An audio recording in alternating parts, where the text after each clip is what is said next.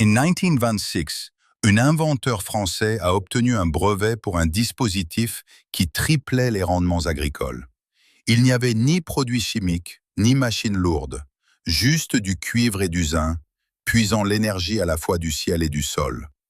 Un comité du gouvernement britannique a passé près de 2 décennies à examiner les résultats, pour finalement apposer sur chaque rapport la mention « non destinée à la publication » et les enfermer dans un coffre-fort. Les dispositifs ont disparu. Le nom de l'inventeur a été effacé des revues scientifiques, mais les brevets sont restés. Les lois de la physique n'ont jamais changé. Au cours de l'heure qui vient, vous allez découvrir exactement ce qui a été supprimé et pourquoi. Voici 4 sciences oubliées exposées une par une. C'est la physique interdite du jardinage. Justin Christofleau n'était pas un nom célèbre dans le monde de la science. C'était un agriculteur, un expérimentateur et un bricoleur acharné, né en France en 1865. Au début des années 1920, il avait passé des décennies à poursuivre une idée unique, que les plantes pouvaient prospérer non seulement grâce aux nutriments du sol, mais aussi grâce à une énergie invisible tirée de l'atmosphère. Il a consacré sa vie à construire des dispositifs inhabituels, des tiges métalliques, des spirales et des antennes, engageant sa réputation sur des résultats qui défiaient l'orthodoxie agricole. Le 26 octobre 1925, Christofleau a déposé un brevet en Suisse pour ce qu'il appelait l'appareil électromagnétique Terrocéleste. Le document, estampillé CH Sandus 848A et accordé en mai suivant, décrivait un système de plaques de cuivre et d'acier magnétique conçu pour capturer l'électricité atmosphérique et la canaliser dans la Terre. Ce n'était pas une simple théorie de comptoir. Le brevet est toujours enregistré, un vestige légal qui détaille chaque fil, chaque plaque et chaque connexion. La motivation de Christofleau venait des champs eux-mêmes. Il affirmait qu'avec son appareil, l'avoine atteignait 1,50 m de haut et que de vieux arbres moribonds reprenaient vie. Il publia ses conclusions dans des livres et des revues agricoles, invitant quiconque à visiter ses jardins expérimentaux. La presse française couvrait ses travaux, parfois avec scepticisme, mais souvent avec émerveillement devant les photographies et les schémas qu'il fournissait. Pour Christofleau, la preuve devait toujours être publique, mesurée en récolte plutôt qu'en secret. Bien avant l'essor des engrais chimiques, il croyait que la nature fournissait déjà tout ce dont une plante avait besoin, si seulement nous savions comment l'écouter. Son brevet reste le témoin silencieux d'un chapitre oublié de la science de la production alimentaire. Des photographies du milieu des années 1920 montrent des légumes qui semblent appartenir à un autre monde, des citrouilles plus larges que des barils et des choux presque aussi grands qu'un homme. Ces images, publiées dans les livres et brochures de Justin, alimentèrent les rumeurs d'une percée défiant toutes les règles de la science des sols. Les photos paraissaient dans des magazines de jardinage français et des journaux locaux, souvent accompagnées d'affirmations de récoltes 2 fois supérieures à la normale, et parfois plus encore. Pourtant, en dehors du cercle de Christofleau, peu pouvaient dire d'où provenaient ces photos ou qui les avait vérifiées. Le British Electriculture Committee, créé en 1918 sous l'égide du ministère de l'Agriculture, s'y intéressa. Au début des années 1920, le comité rassemblait des rapports, examinait les images de culture et envoyait des observateurs sur des sites à travers l'Europe. Leur mandat était simple, séparer les faits de la fantaisie. Pendant près de 2 décennies, jusqu'en 1936, le comité a collecté des photographies de terrain, des registres de rendement et des témoignages d'inventeurs comme Christofleau. Leurs rapports intermédiaires, estampillés « non destinés à la publication », répertoriaient tout, des tiges d'orge géantes aux curieux dispositifs poussant dans les jardins français. Malgré les visuels frappants, les dossiers du comité révèlent un schéma de questions sans réponse. Aucun négatif original, ni validation par des tiers, pour les images les plus spectaculaires n'a jamais fait surface. Les photographies, bien que convaincantes, semblaient toujours osciller entre preuves et légende. Pour chaque cliché d'une récolte exceptionnelle, un doute persistait. Un simple fil et une tige pouvaient-ils vraiment expliquer ces récoltes? le registre visuel exigeait une explication. La recherche de preuves scientifiques ne faisait que commencer. Chaque parcelle de terrain découvert, des parcs urbains aux champs ruraux, se trouve sous une rivière invisible d'électricité. L'air au-dessus de nos têtes contient une charge constante, positive dans le ciel et négative dans le sol en dessous. Les physiciens appellent cela le gradient de potentiel atmosphérique. Par temps clair, la différence entre le ciel et la Terre est d'environ 100 volts pour chaque mètre de hauteur. Ce n'est pas un éclair ou une secousse que l'on peut ressentir, mais une tension silencieuse qui coule en permanence comme une marée douce. Les plantes se tiennent au beau milieu de ce champ. Leurs feuilles et leurs tiges, couvertes de poils microscopiques et de cire, agissent comme des conducteurs naturels. Chaque brin d'herbe et chaque pousse de haricot recueille discrètement une charge électrique de l'air. Les racines enfouies dans la terre se connectent au pôle négatif de cette pile naturelle géante. La plante elle-même devient une antenne vivante, reliant le ciel et le sol. Ce n'est pas seulement une image poétique. Le flux d'électricité est mesurable. Dans certaines expériences, une tige de cuivre plantée dans le sol enregistre un faible courant, prouvant que l'air et la terre échangent des charges même par temps calme. Le gradient de tension peut changer avec la météo, mais le schéma de base reste ciel positif, terre négative. Une différence qui ne dort jamais. Pendant la majeure partie de l'histoire, ce champ de fond est passé inaperçu. Mais au début du XXe siècle, des expérimentateurs comme Christoflo se sont demandé si les plantes avaient besoin de plus que de l'eau et des nutriments. Ils ont cherché à savoir si ce courant silencieux pouvait être capté, exploité ou amplifié. L'idée était simple. Si chaque plante est déjà une antenne, que se passe-t-il si vous lui en donnez une meilleure? Un fil de cuivre, par exemple, est bien plus conducteur qu'une tige ou une feuille. Planté dans le sol, il peut capter la charge atmosphérique plus efficacement, la canalisant directement vers la zone racinaire. Le champ électrique naturel de la Terre est subtil, mais il est toujours présent. Comprendre cette énergie invisible est la première étape pour saisir comment un simple fil pourrait tout changer dans le jardin. À l'intérieur de chaque plante, une conversation silencieuse se déroule dans le langage de l'électricité. Les racines, les tiges et les feuilles ne transportent pas seulement l'eau et les nutriments. Elles transmettent de minuscules signaux électriques connus sous le nom de potentiel d'action et de potentiel de variation qui se propagent à travers les cellules à la vitesse de la vie. Ces signaux ne sont pas aléatoires. Ils agissent comme des messagers, déclenchant des changements dans la croissance, la photosynthèse et même la façon dont une plante répond au stress ou aux blessures.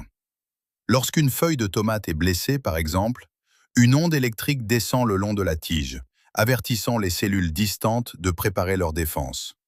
C'est la physiologie végétale à son niveau le plus élémentaire, un circuit vivant accordé à son environnement.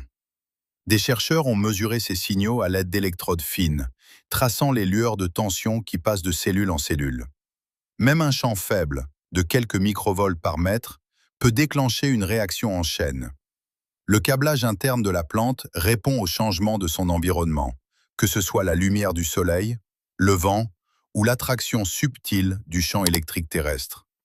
Certaines études montrent que lorsqu'elles sont exposées à un gradient électrique externe, les plantes augmentent leur production d'antioxydants et activent des gènes liés à la résilience et à la croissance. L'effet ne se limite pas aux blessures ou à la météo. Il peut être déclenché par l'outil le plus simple, un fil, une tige ou même une bobine soigneusement formée. La spirale, une forme présente partout dans la nature, des coquilles d'escargots aux têtes de tournesol, est devenue un symbole clé au début de l'électriculture. Christoflo et ses contemporains croyaient qu'une spirale de cuivre plantée dans le sol pouvait capturer et concentrer les courants telluriques de la Terre. La géométrie n'était pas seulement esthétique. Les spirales agissent comme des antennes, rassemblant l'énergie d'une vaste zone pour la canaliser vers un point unique. Les premiers modèles de bobines, inspirés à la fois par les traditions anciennes et la physique moderne, visaient à amplifier les signaux naturels de la plante, et non à les remplacer. L'idée était simple. Utiliser la géométrie pour s'accorder aux fréquences déjà présentes dans le champ, en laissant la biologie et la physique travailler ensemble. Cette intersection de la forme, du signal et du sol est l'endroit où l'électriculture se sépare de l'agriculture chimique. Au lieu de gaver les plantes de nutriments synthétiques, l'objectif était de déverrouiller les voies électriques que l'évolution a intégrées à chaque cellule vivante. Le fil de cuivre, façonné et orienté avec soin, était plus qu'un simple conducteur. C'était une clé qui promettait d'ouvrir de nouvelles portes dans la science de la culture alimentaire. Au début des années 1920, le secteur de la production alimentaire était sur le point de changer à jamais. Des usines en Allemagne et aux États-Unis commencèrent à produire de l'ammoniac synthétique à une échelle jamais vue. Le procédé Haber-Bosch, autrefois secret de guerre, remplissait désormais des wagons de train et des cargos de sacs d'engrais chimiques. La production est passée d'un peu plus d'1 million de tonnes par an à près de 20 millions de tonnes par an en 1960, faisant chuter le prix de l'ammoniac de 100 $ la tonne à moins de 30 $. Mais la véritable innovation ne résidait pas dans la chimie, elle résidait dans le modèle économique. Les agriculteurs qui comptaient autrefois sur le compost ou sur un fil de cuivre permanent faisaient désormais face à un nouveau type de contrat. Acheter de l'engrais chaque printemps ou risquer une récolte moindre. L'abonnement était intégré. Chaque saison apportait un nouvel achat et chaque année une nouvelle facture. Le marché s'est gonflé à mesure que de plus en plus de cultivateurs adhéraient, attirés par la promesse de rendements plus importants et d'applications faciles. L'industrie des engrais est devenue un géant, ses bénéfices liés aux ventes annuelles et non à des solutions durables. Dans cette nouvelle économie, une méthode fonctionnant indéfiniment avec un simple morceau de fil n'était pas seulement une alternative, c'était une menace. Les rédacteurs en chef et les universitaires tracèrent une ligne dans le sol. Les colonnes des journaux commencèrent à traiter l'électriculture comme une curiosité et non comme un concurrent sérieux. Les gros titres utilisaient des termes comme « miracle revendiqué » et « méthodes excentriques », regroupant souvent le travail de Christoflo avec les machines à mouvement perpétuel et autres anomalies scientifiques. Les revues agricoles, autrefois ouvertes aux idées nouvelles, fermèrent discrètement leurs portes. Les manuscrits restèrent sans réponse et les courriers des lecteurs furent ignorés. Les chercheurs universitaires, pressés par le financement et craignant le ridicule, évitèrent tout soutien public. Les propres conclusions du British Electriculture Committee, estampillées « non destinées à la publication », atteignirent rarement le monde scientifique élargi. Dans les cercles les plus influents, l'électriculture fut discrètement reléguée au rang de science marginale. La conversation passa de ce que la méthode pouvait faire à la question de savoir si elle valait même la peine d'être discutée. À la fin des années 1930, l'histoire des fils de cuivre et de l'énergie atmosphérique avait été réduite à des notes de bas de page et au folklore. La question de la preuve s'est estompée, remplacée par un accord tacite selon lequel certaines expériences étaient trop étranges pour la bonne société. La recherche de preuves modernes solides allait devoir attendre une autre génération. Ces dernières années, la recherche de preuves est passée des vieux brevets et photos de jardin à de vastes étendues de terres agricoles. En Chine, des chercheurs de l'Académie chinoise des sciences agricoles ont entrepris de tester l'idée de l'électricité atmosphérique à une échelle jamais tentée auparavant. Leur expérience couvrait 3600 hectares, une superficie plus vaste que 6000 terrains de football, en utilisant des fils à haute tension suspendus au-dessus des cultures. L'installation ne reposait ni sur des engrais, ni sur des pesticides. Au lieu de cela, elle exploitait le champ électrique naturel entre le ciel et la terre, tout comme les premiers pionniers l'avaient imaginé, mais à une échelle capable de nourrir une ville. Les résultats furent difficiles à ignorer. Sur les champs d'essai, les rendements ont grimpé de près de 30%. Cela signifiait plus de blé, plus de riz et plus de légumes sans ajouter une seule goutte d'engrais synthétique. Le résultat le plus surprenant n'était pas seulement l'augmentation des récoltes. L'utilisation de pesticides a chuté de façon spectaculaire, dans certains cas de 70 à 100%. Les agriculteurs ont signalé moins d'insectes et des plantes plus saines, même dans les régions où les parasites étaient autrefois impossibles à contrôler. C'étaient des résultats que les agriculteurs pouvaient voir et mesurer. Ce n'était pas une expérience d'arrière-cour ou une saison chanceuse. L'étude de l'Académie chinoise des sciences agricoles a fait entrer le concept d'électriculture dans la science institutionnelle avec des chiffres suffisamment importants pour faire taire les accusations de coïncidence. Les données ont montré que les plantes, lorsqu'elles ont accès au courant naturel de la Terre, peuvent prospérer grâce à une énergie qui a toujours été là, gratuite, silencieuse et présente juste au-dessus du sol. Pour la première fois en près d'un siècle, les anciennes affirmations de récolte multipliées par le fil et la météo disposaient d'un soutien réel et mesurable à l'échelle nationale. Toutes les méthodes prétendant stimuler la croissance des plantes ne fonctionnent pas de la même manière et ne comportent pas les mêmes risques. La spirale de cuivre utilisée dans l'électriculture passive repose entièrement sur la différence de tension naturelle entre le ciel et le sol. Il n'y a pas de source d'alimentation externe, pas de pile et pas de fil branché au mur. Le fil de cuivre agit simplement comme une meilleure antenne, recueillant discrètement la charge douce déjà présente dans l'air. Cette approche contraste fortement avec les installations alimentées qui font circuler de l'électricité à haute tension dans les champs. Ces systèmes utilisent des transformateurs ou des générateurs pour envoyer des courants électriques puissants à travers des fils suspendus, parfois à des milliers de volts. Bien que de telles installations aient produit des résultats mesurables dans des études contrôlées, elles comportent des dangers graves et mortels. Une exposition directe à des lignes à haute tension peut provoquer des chocs électriques, des incendies ou endommager des équipements sensibles.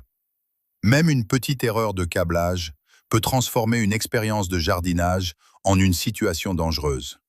Les spirales de cuivre passives, en revanche, sont aussi simples qu'une girouette. Elles ne posent aucun danger électrique pour les personnes ou les animaux domestiques et n'interfèrent pas avec l'électronique à proximité.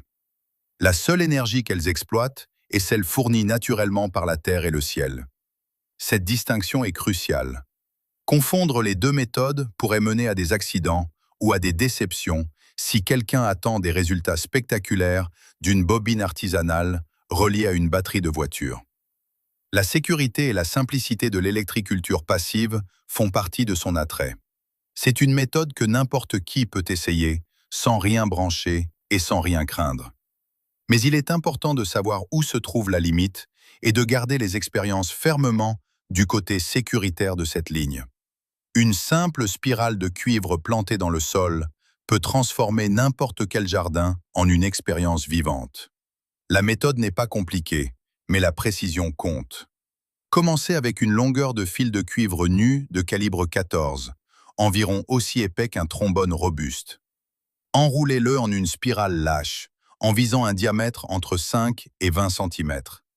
Certains autoconstructeurs utilisent un tourillon en bois de 12 à 16 mm de large comme moule pour garder la bobine régulière.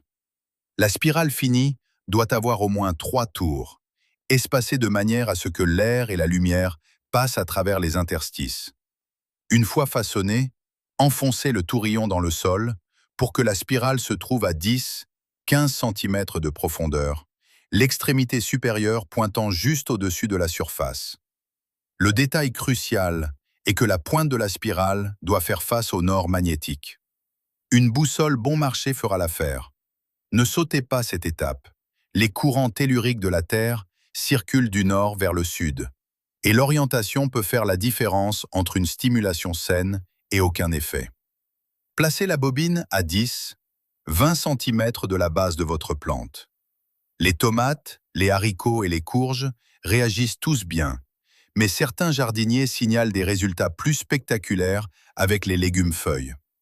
Pour suivre les changements, enregistrez la hauteur, la taille des feuilles et l'activité des ravageurs toutes les 2 semaines. Prenez des photos et pesez votre récolte à la fin de la saison. Un cultivateur de l'Ohio a enregistré une augmentation de 40% du rendement des laitues avec moins de pucerons et sans oïdium. Il a gardé tout le reste identique, le même sol et la même eau, et a utilisé une seule spirale de cuivre par rangée. Les résultats peuvent varier, mais la méthode est sûre, silencieuse, et ne nécessite aucune électricité au-delà de ce que la nature fournit. Pour quiconque souhaite essayer, l'expérience coûte moins cher qu'une tasse de café et pourrait changer votre vision du possible dans un jardin.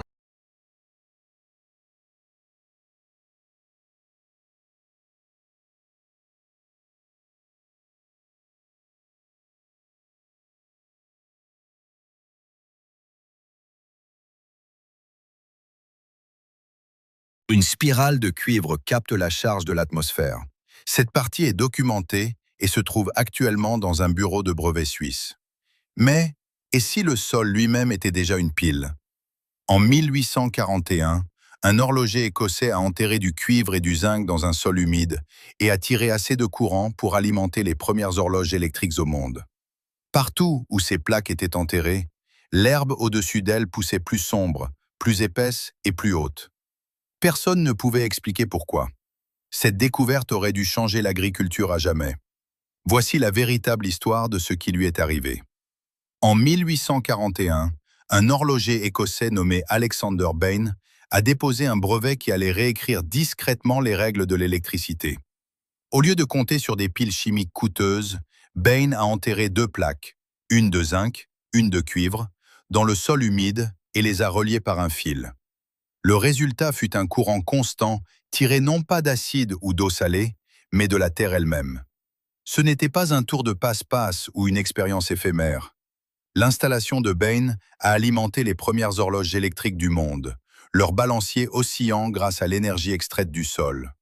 Son brevet, le brevet britannique numéro 8763, décrivait comment deux plaques de métaux différents, placées dans une terre humide, pouvaient actionner des engrenages et des électroaimants sans avoir besoin de remontage ou de recharge. La terre, réalisa Bain, était sa propre pile, une pile qui ne s'épuisait jamais. La pile de terre de Bain n'était pas seulement une nouveauté pour l'atelier. Elle trouva sa place au cœur de la télégraphie victorienne.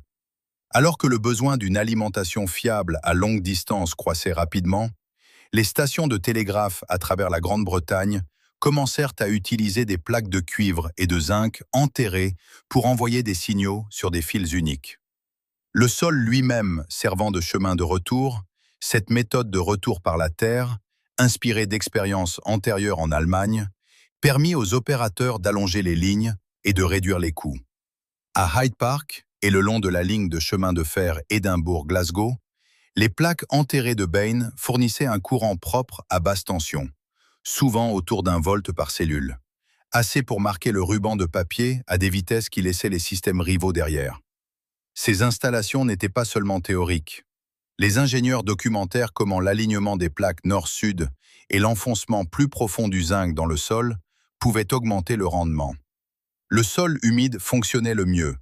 Un sol sec signifiait que le courant s'estompait et que le système nécessitait un entretien minutieux. Mais quand les conditions étaient bonnes, la pile de terre fonctionnait pendant des mois sans interruption. Les propres notes de Bain et ses demandes de brevet de 1841 à 1843 décrivent une technologie à la fois simple et profonde. De l'électricité récoltée de la chimie du sol, exploitée par rien de plus que de la ferraille et de l'eau.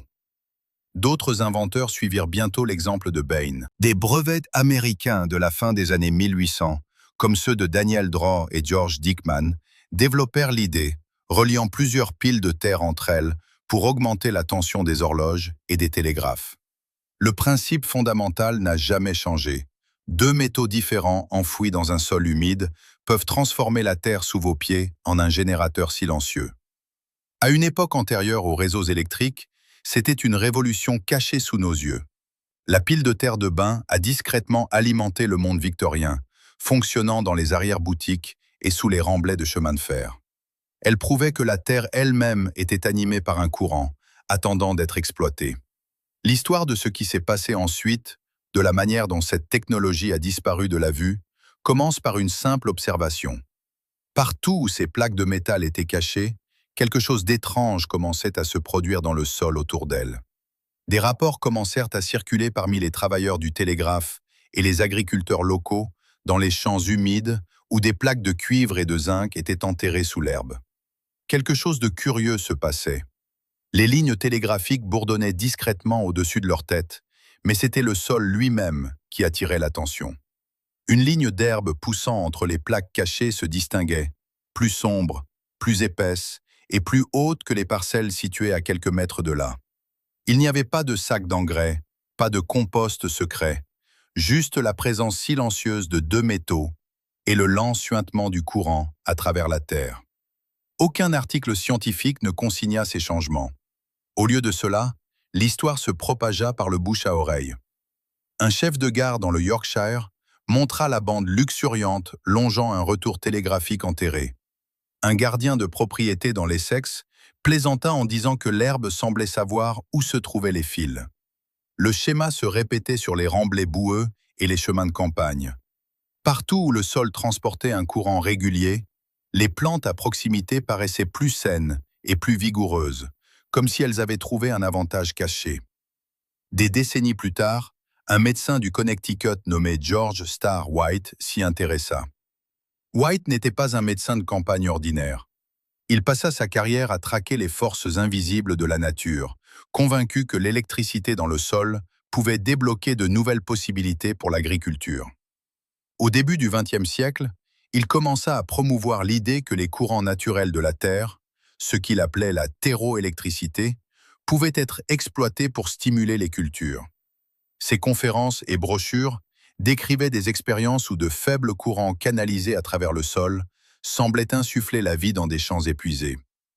Les affirmations de White étaient audacieuses, mais il veillait à ne pas promettre de miracles. Les preuves étaient éparses.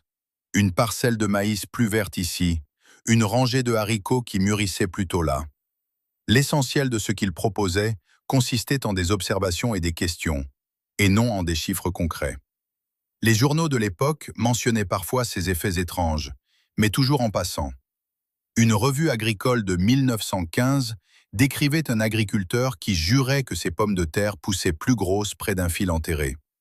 Une autre coupure de presse du Midwest parlait de vignes qui semblaient prospérer à côté d'un vieux poteau télégraphique.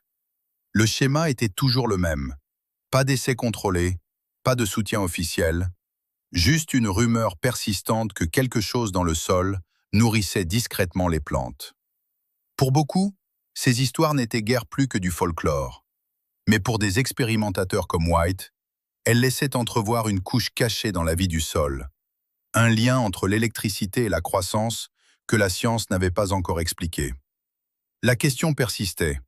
La Terre elle-même nourrissait-elle ces plantes, ou n'était-ce qu'une illusion d'optique? La recherche d'un véritable mécanisme, capable de transformer ces rapports épars en une méthode reproductible, allait suivre. Le cuivre et le zinc, lorsqu'ils sont placés dans un sol humide, font plus que simplement rester immobiles sous terre. Ils déclenchent une réaction chimique qui transforme la Terre elle-même en un circuit vivant. La science derrière cela s'appelle l'action galvanique. Voici ce qui se passe. Le zinc, le métal le plus réactif, commence à perdre des électrons. Ces électrons voyagent à travers un fil connecté au-dessus du sol, cherchant la plaque de cuivre. Le sol agit comme un pont transportant des ions chargés entre les deux métaux. Ce flux d'électrons est un courant continu, le même type de courant qui alimentait autrefois les horloges électriques et les télégraphes de bain. Mais dans le sol, ce courant fait tout autre chose. Au niveau microscopique, la plaque de zinc agit comme l'anode. Elle cède des électrons et se dissout lentement, libérant des ions de zinc dans le sol environnant. La plaque de cuivre, la cathode, reçoit les électrons et aide à compléter la réaction. L'humidité du sol est essentielle. Les molécules d'eau, ainsi que les minéraux et sels dissous, permettent aux ions de se déplacer librement. Sans assez d'eau, le courant vacille et meurt. Dans les bonnes conditions, un sol humide et légèrement acide, la tension entre le cuivre et le zinc peut atteindre environ 0,8 à 1,1 volts. Ce n'est pas beaucoup, mais c'est assez pour déclencher une chaîne de changements sous terre. Ce courant faible mais constant commence à briser les liaisons chimiques dans le sol. Les nutriments qui étaient verrouillés sous forme de composés stables, phosphate, calcium, potassium, commencent à se déplacer. Le processus s'appelle l'électrolyse. À mesure que les ions migrent sous l'influence du champ électrique, certains deviennent plus accessibles aux racines des plantes. C'est comme si la pile déverrouillait un garde-manger qui était toujours là, mais hermétiquement fermé. Les plantes, il s'avère, peuvent ressentir cette tension. Leurs racines ne sont pas seulement des pailles passives aspirant l'eau et les minéraux.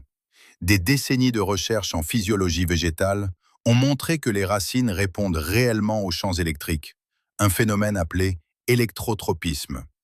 Dans des expériences contrôlées en laboratoire, les racines se courbent et poussent vers la cathode, La plaque de cuivre. Lorsqu'elles sont exposées à des gradients de tension même minimes, certaines études montrent que les racines peuvent détecter des champs aussi faibles que 1 millivol par centimètre. L'effet est subtil dans la nature, mais dans un jardin avec des plaques de cuivre et de zinc, les racines sont attirées vers la zone où les nutriments sont les plus mobiles. Le résultat est un double coup de pouce, des ions plus disponibles dans le sol et des racines qui les recherchent activement. Ce n'est pas de la magie ou un vœu pieux, c'est une réponse documentée en biologie végétale. La force du champ dans une installation typique de pile de terre, environ 0,5 à 1 volt sur quelques centimètres, correspond au niveau utilisé dans les études de laboratoire sur l'électrotropisme racinaire. Le courant modifie également l'environnement du sol d'autres manières, déplaçant les populations microbiennes et modifiant même le pH près des électrodes. Dans les meilleures conditions, des jardiniers et expérimentateurs ont mesuré la tension avec un simple multimètre, preuve que le système fonctionne, même si les changements sont invisibles à l'œil nu. Le mécanisme est simple, mais les effets peuvent être spectaculaires. Avec le cuivre et le zinc agissant comme des partenaires silencieux sous terre, le sol devient plus qu'un simple support pour les racines. Il devient un acteur actif dans la vie de la plante, canalisant l'énergie et débloquant des ressources qui resteraient autrement hors de portée. À l'aube du XXe siècle, le courant silencieux circulant sous le sol n'était plus la seule force façonnant l'agriculture. Un nouvel acteur entra en scène, l'engrais synthétique, et il allait réécrire l'économie de l'agriculture. En 1909, Fritz Haber et Karl Bosch percèrent le code pour extraire l'azote de l'air, le transformant en ammoniac à l'échelle industrielle. En 1913, la première usine Haber-Bosch fonctionnait en Allemagne, et bientôt, la promesse d'un azote bon marché et abondant balaya l'Europe et l'Amérique du Nord. Ce qui nécessitait autrefois des années de rotation des cultures ou des tonnes de fumier pouvait désormais être réalisé avec un seul sac de cristaux blancs. L'industrie des engrais ne vendit pas seulement un produit, elle vendit une nouvelle façon de penser le sol. Les publicités des années 1920 et 1930 promettaient des récoltes records et une abondance sans effort, le tout pour le prix de l'approvisionnement d'une saison. Les bulletins agricoles soutenus par des agences gouvernementales comme l'USDA commencèrent à promouvoir ce qu'ils appelaient le NPK, azote, phosphore et potassium, comme le trio essentiel pour l'agriculture moderne. Le message était simple. Un sol sain n'était pas quelque chose que l'on entretenait sur des années, mais quelque chose que l'on pouvait acheter, épandre et renouveler. Les agriculteurs, confrontés à la pression de nourrir des populations croissantes et de rivaliser sur les marchés nationaux, en virent l'intérêt.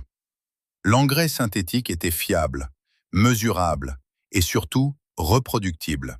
Chaque récolte signifiait une autre vente.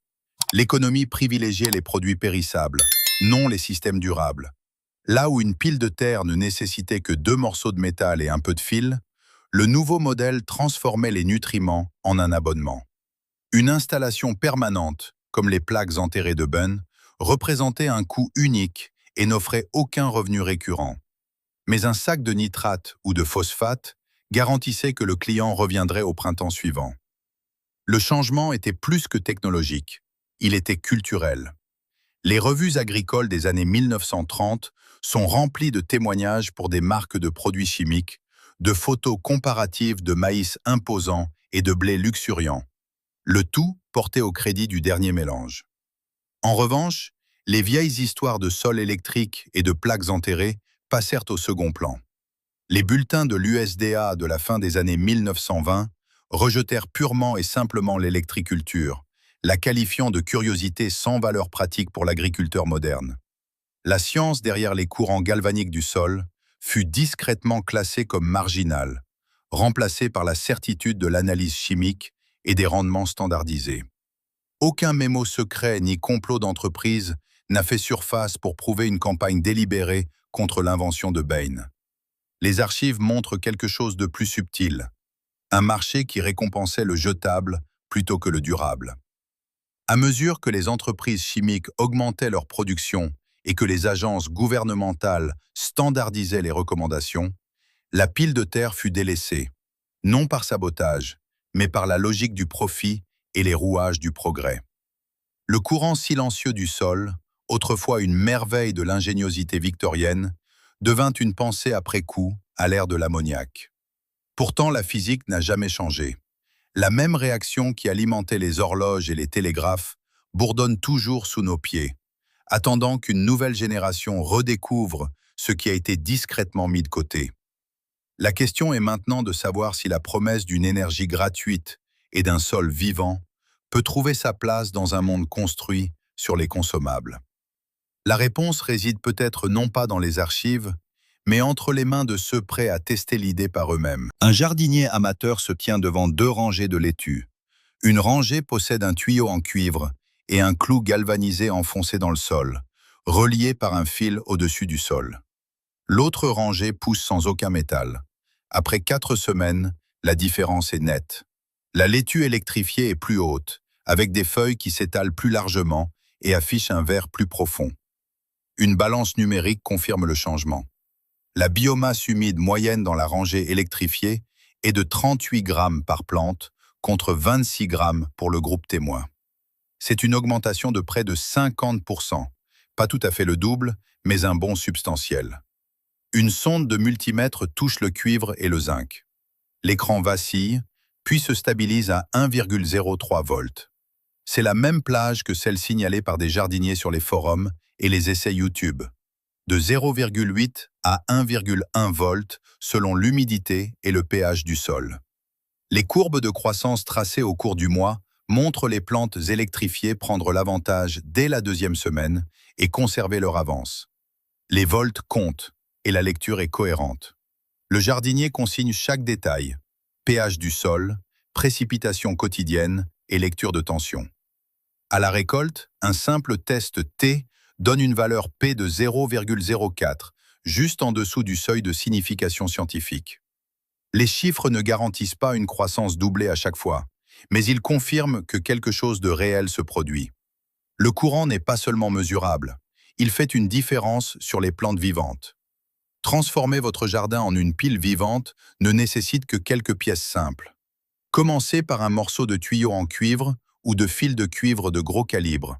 Environ 15 à 20 cm suffisent pour la plupart des plates-bandes. Pour l'autre moitié de la paire, utilisez un clou galvanisé ou une bande de zinc, également de 15 à 20 cm de long. Ces 2 métaux sont le cœur du système. Vous aurez besoin d'un morceau de fil isolé assez long pour relier le cuivre et le zinc, avec un peu plus pour garder la connexion au-dessus du sol. Enfoncez le cuivre dans le sol d'un côté de la zone racinaire de la plante à environ 15 cm de profondeur. Placez le zinc ou le clou galvanisé de l'autre côté à la même profondeur et espacez-les d'environ 20 à 30 cm. La clé est de les maintenir dans un sol humide, car si la terre s'assèche, l'effet s'estompe rapidement. Dénudez les extrémités de votre fil, puis enroulez fermement une extrémité autour du cuivre et l'autre autour du zinc. Assurez-vous que le fil reste au-dessus de la surface du sol. Cela complète le circuit et vous permet de surveiller la corrosion des connexions. Une fois que tout est en place, vérifiez votre installation avec un multimètre. Touchez une sonde sur le cuivre et l'autre sur le zinc. Vous devriez voir une lecture entre 0,8 et 1,1 volts. Si le sol est humide et légèrement acide pour de meilleurs résultats, notez votre tension et l'humidité du sol tous les quelques jours et remplacez la pièce de zinc si elle présente une forte corrosion. Avec cet arrangement simple, vous êtes prêt à mener votre propre expérience et à suivre les résultats saison après saison. Vous venez de voir comment le cuivre et le zinc dans un sol humide produisent une tension constante vers laquelle les racines poussent réellement. Mais voici quelque chose que la plupart des gens ignorent. Vous portez peut-être déjà ces 2 métaux dans votre poche. Avant 1982, chaque 100 américain, penny, était composé à 95% de cuivre. Après 1982, ils sont passés au zinc sous une fine couche de cuivre. 2 pièces, 2 métaux différents, c'est une pile galvanique cachée dans votre petite monnaie. Alignez 2 pièces de monnaie, l'une de 1979 et l'autre de 1984. Au premier coup d'œil, ce sont des jumelles. Mais faites-les tomber sur une surface dure et l'illusion vole en éclats. La pièce la plus ancienne résonne de façon claire et brillante, comme une minuscule cloche. La plus récente atterrit avec un bruit sourd et plat. Cette différence n'est pas seulement dans vos oreilles, elle est dans le métal. Chaque sang fabriqué avant 1982 possède un cœur caché en cuivre, dense et résonnant. Les pièces fabriquées après 1982 sont presque entièrement composées de zinc sous une couche de cuivre d'une finesse extrême, et elles absorbent le son. Retournez-les, et la date frappée raconte l'histoire.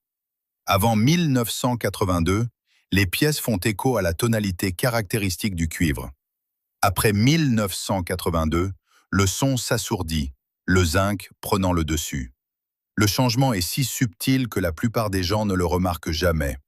Mais la preuve est là, dans votre main, et dans le simple test sonore qui révèle ce qu'il y a réellement à l'intérieur. Deux pièces, la même taille, le même visage, mais à l'intérieur, un monde à part. Ce n'est pas seulement de la monnaie de poche, c'est un indice vers quelque chose de bien plus vaste qui attend sous nos yeux. Grattez la surface d'un sang et la vérité éclate. Sous cette fine couche de cuivre, les pièces frappées après 1982 révèlent un cœur argenté, du zinc presque pur, à 97,5% en poids. Les pièces frappées avant 1982 sont à 95% en cuivre, avec juste une touche de zinc ajoutée pour la solidité. La monnaie des États-Unis a effectué ce changement en 1982, éliminant discrètement le cuivre à mesure que les prix grimpaient. Sur le papier, ce n'était qu'une question d'économie. Dans votre main, c'est une leçon de chimie déguisée en petite monnaie. Poncez un sang en cuivre jusqu'à ce que le métal apparaisse. Poncez un sang en zinc de la même manière, et vous avez les deux métaux qui alimentent la pile la plus simple au monde. La différence n'est pas seulement académique. Lorsque ces métaux rencontrent l'humidité, ils réagissent. Une minuscule impulsion électrique se forme, assez pour déclencher quelque chose dans le sol. La plupart des gens ne le voient jamais, mais chaque sang frappé après 1982 est une capsule temporelle en zinc enveloppée de cuivre, attendant que quelqu'un relie les points. La formule est là, au grand jour. Une pièce pour le cuivre, une pour le zinc. Le système a changé le métal, mais a laissé le secret caché à la vue de tous. Justin Christoflo se trouvait au carrefour de l'agriculture d'antan et de l'ère électrique. Né en 1865, il n'était pas un bricoleur marginal. Son nom apparaissait sur des brevets de Paris à Genève, et dans les années 1920, il fut reconnu comme médaillé d'or par la Société nationale d'agriculture de France. À une époque où la plupart des inventeurs couraient après la vapeur ou l'essence, Christoflo tourna son attention vers la puissance invisible de l'air et du sol. Il croyait que l'électricité propre de la nature, si elle était exploitée, pourrait nourrir les nations. Sa réponse fut l'appareil électromagnétique Terrocéleste. La conception était simple mais précise. Un bassin en zinc en forme de bol peu profond, monté au sommet d'un poteau en bois. Au-dessus se trouvait une plaque de cuivre plate, positionnée pour capter les traces les plus infimes d'énergie atmosphérique. Les deux métaux ne furent pas choisis au hasard. Le zinc et le cuivre, lorsqu'ils sont associés dans une terre humide, créent une pile naturelle, une cellule galvanique qui produit un flux constant de courant. Le brevet de Christoflo CH 10800-148A, déposé en Suisse en 1927, détaillait chaque point, le bol de zinc agissant comme anode, la plaque de cuivre comme cathode, et le poteau élevant l'ensemble pour attirer à la fois les forces terrestres et célestes. Il ne s'est pas contenté de griffonner des idées dans un carnet. Christoflo construisit des prototypes, les testa dans ses propres champs et publia les résultats dans des revues agricoles. Ces ateliers produisirent des dispositifs par milliers, chacun estampillé à son nom. Des agriculteurs de France jusqu'en Belgique firent la queue pour avoir la chance d'essayer cette nouvelle approche. À la fin des années 1930, plus de 150 000 unités avaient été vendues à travers l'Europe. Le dispositif ne nécessitait ni fil, ni pile, ni produits chimiques. Juste les bons métaux, le bon placement et la patience de laisser la nature faire son œuvre. La réputation de Christoflo grandit en même temps que son invention. Il donna des conférences dans des universités, remporta des médailles lors d'expositions agricoles et gagna le respect des ingénieurs comme des cultivateurs traditionnels. Aux sceptiques, il proposait non seulement des théories, mais aussi des plans et des démonstrations publiques. Dans un monde avide de solutions, Christoflo promettait une récolte alimentée par la terre elle-même, avec rien de plus qu'un bol de zinc et une plaque de cuivre captant les énergies silencieuses qui entourent chaque champ. En 1927, Justin a mis ses affirmations à l'épreuve, publiant des tableaux de rendement qui ressemblent à de la science-fiction. Les chiffres étaient imprimés directement sur son brevet suisse, CH 10848A. Des champs d'avoine ont produit 200% de grains de plus que les parcelles témoins. Les pommes de terre ont donné 30 à 35 tubercules par plante, là où les agriculteurs n'en attendaient que 5 ou 6. Les haricots ont triplé leur rendement, même pendant la sécheresse. Ce n'étaient pas de discrètes expériences de jardin. Les résultats de Christoflo firent la une des revues agricoles françaises, attirant des foules à ces démonstrations publiques. La promesse était simple. Pas de produits chimiques, pas de fil, juste un bassin en zinc et une plaque de cuivre travaillant avec la météo et le sol. Le monde agricole s'y intéressa. Les commandes pour les appareils de Christoflo affluèrent de toute l'Europe. À la fin des années 1930, plus de 150 000 unités avaient été vendues, un chiffre qui éclipsait la plupart des inventions agricoles de l'époque. Des usines en France et en Belgique tournaient à plein régime, frappant son nom sur chaque bol et chaque plaque. Les témoignages affluaient de cultivateurs, jurant que leurs champs n'avaient jamais été aussi beaux. Certains signalaient même des légumes si gros qu'ils devaient être récoltés à 2 mains. Le dispositif fit l'objet de licences à l'étranger avec des offres d'Allemagne et d'Italie pour racheter les droits en totalité. Mais aussi vite que cette nouvelle technologie s'était répandue, sa trace s'estompa. Les archives montrent une explosion des ventes, une vague d'enthousiasme, puis une chute soudaine. Le nom de Christoflo, autrefois incontournable dans les milieux agricoles, commença à disparaître des gros titres. Les tableaux de brevets, autrefois motifs de célébration, ne devinrent guère plus que des notes de bas de page dans l'histoire du jardinage. Des dispositifs qui avaient promis une révolution furent discrètement rangés dans des granges et des hangars, leur cuivre et leur zinc abandonnés au ternissement dans l'obscurité. Les données, les ventes et les essais publics pointaient tous vers une percée.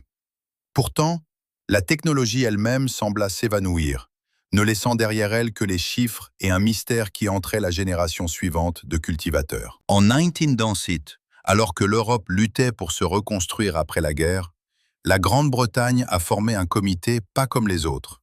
Le British Electricultural Committee a réuni certains des esprits les plus brillants de l'époque, des physiciens, des biologistes, des ingénieurs électriciens et même des lauréats du prix Nobel.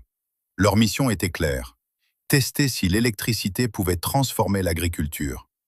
Pendant près de 2 décennies, le comité a mené des essais dans des champs et des serres, remplaçant les produits chimiques par de simples plaques métalliques, cuivre et zinc, enterrés dans le sol. Leurs rapports intermédiaires décrivaient les résultats comme rien de moins que déroutants. Le blé germait plus vite, les plantes à racines gagnaient en volume. Certaines années, les rendements bondissaient selon des marges qui ne pouvaient être expliquées par la météo ou les semences seules. Un rapport promettait des gains substantiels et incitait à poursuivre l'étude. Les références du comité donnaient du poids à ces travaux. Ce n'étaient pas des bricoleurs du dimanche. Ils étaient membres de la Royal Society, scientifiques du gouvernement et professeurs d'université, tous sous la responsabilité du ministère de l'Agriculture. Leurs conclusions filtrèrent par les canaux officiels, laissant présager une percée qui pourrait changer la façon dont la nourriture était produite dans tout l'Empire. Pendant un temps, il sembla que l'électriculture pourrait passer du statut de curiosité de laboratoire à celui de politique nationale. On s'attendait à ce qu'une fois les données recueillies, les résultats soient publiés et partagés avec les agriculteurs du monde entier. Au lieu de cela, alors que les expériences s'accumulaient et que les preuves devenaient de plus en plus difficiles à ignorer, les travaux du comité commencèrent à s'effacer de la scène publique. L'histoire de ces essais et le sort de leurs rapports allaient bientôt prendre un tournant très différent. C'est ici que les archives deviennent secrètes et que le silence commence à faire partie de l'histoire. Un simple tampon à l'encre rouge, non destiné à la publication, verrouilla les conclusions du comité. Les derniers volumes, remplis de données d'essais de culture et de correspondances étalées sur des années, disparurent dans les archives du gouvernement. Seules 2 copies sont connues pour avoir survécu. Le reste fut retiré de la circulation, mis en boîte et oublié. En 1936, le British Electricultural Committee fut dissous sans fanfare. La raison officielle était un changement de priorité et le besoin de solutions plus pratiques. Mais le moment choisi ne devait rien au hasard. Cette même année, le procédé Haber-Bosch balayait l'Europe, transformant l'air en engrais synthétiques par tonnes. Des usines chimiques surgirent, promettant des récoltes infinies moyennant paiement. Le marché des engrais à base d'ammoniac explosa, attirant les contrats gouvernementaux et les capitaux privés. Pour la première fois, la production alimentaire pouvait être mise à l'échelle avec des sacs de poudre, mesurés, prévisibles et rentables. Les expériences du comité avec de simples métaux dans le sol menaçaient ce nouvel ordre. Une technique gratuite alimentée par rien d'autre que la météo et la ferraille n'avait pas sa place dans le modèle économique de l'agriculture industrielle. Les rapports, tamponnés et scellés, devinrent les victimes d'une révolution économique. La question subsiste. Les résultats ont-ils été enterrés parce qu'ils ont échoué ou parce qu'ils ont trop bien réussi? La réponse reste enfermée dans un coffre-fort, caché derrière un tampon et une marée changeante d'argent. L'électricité dans le sol n'est pas seulement un tour de passe-passe. Lorsque le cuivre et le zinc se rencontrent dans une terre humide, ils déclenchent une réaction aussi ancienne que la première pile. La différence dans leur composition atomique pousse les électrons du zinc vers le cuivre, créant un courant stable, généralement d'environ 1,1 volt. Ce n'est pas suffisant pour allumer une ampoule, mais c'est amplement suffisant pour une plante. Ce n'est pas une spéculation, c'est de l'électrochimie de base. C'est le même principe qui a alimenté la pile de terre d'Alexander Bain en 1841, et il fait fonctionner chaque pile AA dans le tiroir de votre cuisine. Ce qui se passe ensuite est de la biologie pure. Les racines perçoivent les champs électriques et y répondent, un phénomène appelé électrotropisme. Lorsqu'une faible tension traverse le sol, les racines poussent réellement vers la cathode, recherchant la source du courant. Ce subtil encouragement guide l'extrémité des racines vers l'eau et les nutriments qu'elles pourraient autrement manquer. Dans des expériences contrôlées, les plantes exposées à des courants de faible intensité présentent des systèmes racinaires plus robustes et denses, et parfois une croissance plus rapide hors sol. Mais l'histoire ne s'arrête pas à l'électricité. À mesure que le zinc se corrode, il libère lentement des ions de zinc dans le sol. Les plantes ont besoin de zinc pour fabriquer le tryptophane, l'acide aminé au cœur de la synthèse de l'auxine. Les auxines sont les hormones qui indiquent aux plantes quand et comment croître, en allongeant les tiges, en gonflant les fruits et en ramifiant les racines. Sans assez de zinc, cette voie s'interrompt. Avec lui, la croissance bondit. Des travaux récents sur le terrain confirment les anciennes affirmations.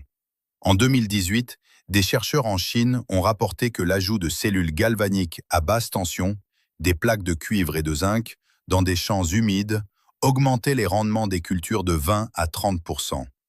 Les plantes n'étaient pas seulement plus grosses, elles étaient plus saines, avec des systèmes racinaires plus vigoureux et une meilleure résistance au stress. Ces chiffres font écho aux résultats spectaculaires de l'époque de Christoflo, désormais mesurés avec des instruments modernes plutôt qu'avec le folklore des jardins. Le mécanisme est simple. 2 métaux, un peu d'humidité et un courant qui nourrit à la fois les racines et la biochimie. L'astuce des pièces de monnaie n'est pas seulement un mythe. C'est une hypothèse vivante et testable, ancrée dans la physique et la science des plantes, qui attend quiconque possède une poignée de pièces et une parcelle de terre. Commencez avec 2 pièces dans la paume de votre main, une en cuivre et une en zinc. C'est tout ce dont vous avez besoin pour construire ce système d'électriculture simple. La liste des matériaux est courte. Un sand avant 1982, un sand après 1982, un morceau de papier de verre et une petite longueur de fil de cuivre. Si vous voulez essayer la seconde méthode, pas de pile, Pas de produits chimiques, pas de gadgets, juste du métal, de la terre et de l'eau. Tout d'abord, nettoyez les deux pièces avec le papier de verre. Vous voulez que le métal nu soit exposé, le cuivre brillant sur l'une, le gris-argent du zinc sur l'autre.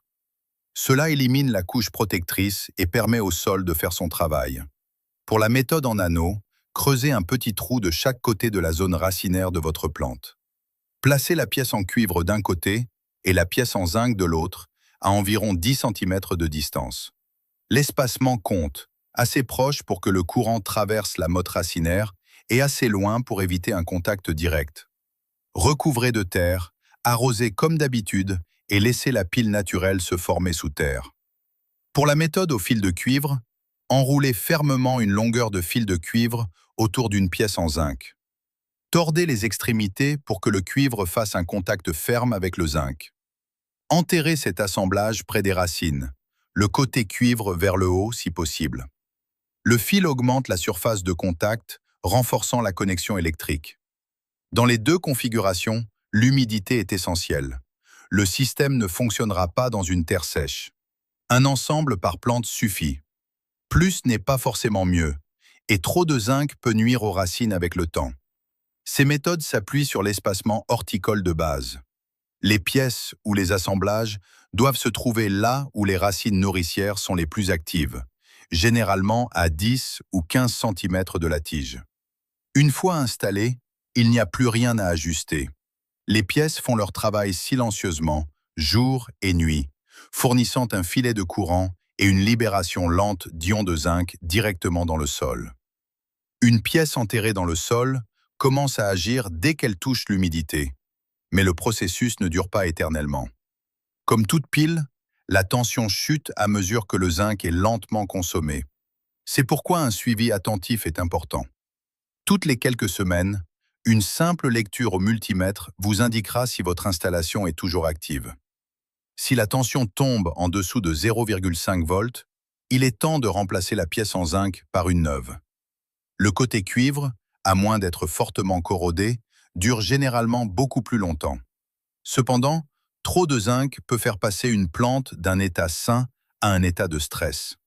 Une seule pièce de zinc par plante est la limite supérieure. Doubler la dose ne double pas l'effet. Cela risque simplement de saturer la zone racinaire en ions métalliques. Tenez un carnet ou un journal sur votre téléphone pour noter les dates, les tensions et tout changement dans la croissance des plantes. Ce n'est pas seulement par curiosité, c'est le fondement d'une véritable expérimentation. Si vous remarquez un jaunissement des feuilles ou une stagnation des racines, vérifiez à la fois la tension et le nombre de pièces de zinc utilisées. Les précipitations, l'irrigation et le pH du sol jouent tous un rôle dans la vitesse à laquelle le zinc se dissout.